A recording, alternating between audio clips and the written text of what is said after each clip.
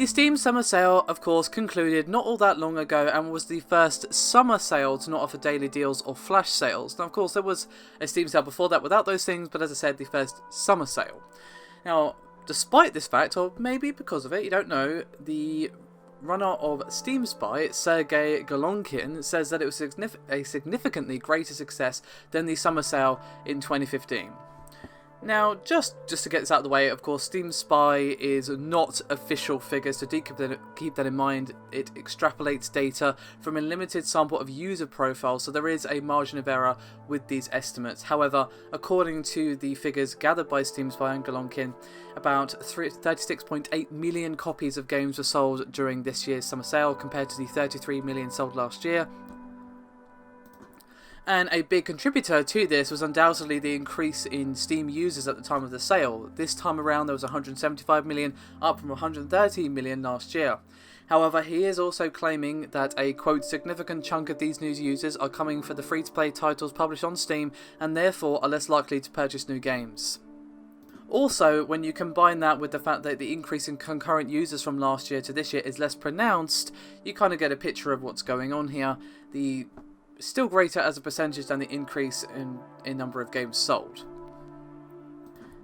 However, when you look at revenues, they are way up there. In 2015, developers earned about $160 million, whereas this year they pulled in an impressive $223.2 million, which is a 40% increase.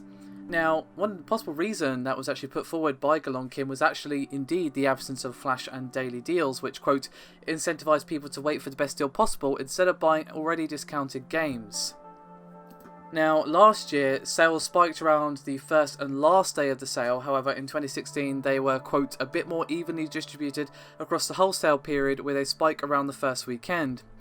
And apparently it made developers and publishers ease up a bit on the discounts, which averaged 50% this year compared to 66.7% last year. So the deals are not as good for the consumer by a fairly small percentage, but it still does add up when you're buying usually a fair crop of games over the Steam sale. Now, Golonkin does make clear himself that this analysis has numerous caveats, which he does make clear again.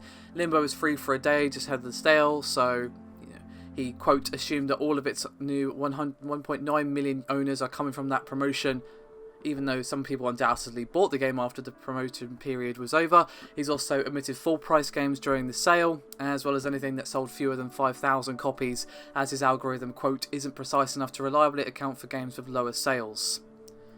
But even with this in mind, even if you say that he is off by, a couple of, a million or so or whatever, this is still an impressive amount of figures for the Steam sale. It was still an increase on last year, not only in amounts sold, but revenue, as well as, of course, users, and just the amount of games sold and all this other stuff. So while we have seen a slight decrease in discounts, which I'm sure we have noticed as well just from browsing during the Steam sale, the sales are more sort of consistent, I suppose, and I have to admit it was incredibly annoying to buy a game on sale and then it goes on a flash deal at like maybe half the price I paid for it, or I miss a flash deal because I'm asleep or whatever. So I'm not sad to see the flash deals or daily deals go, because they were bad for the consumer, to be honest. I prefer, look, all the games are on sale that are ever going to be on sale. There's different ones on the front page. All the deals are going to stay, so you kind of just wait and see, oh, is my game that I want to see on sale? Yeah, it is. Okay, great.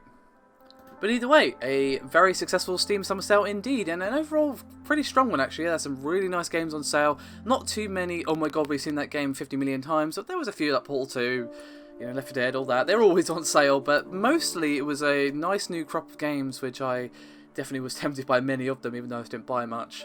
Still though, thank you very much for watching. I'll see you next time.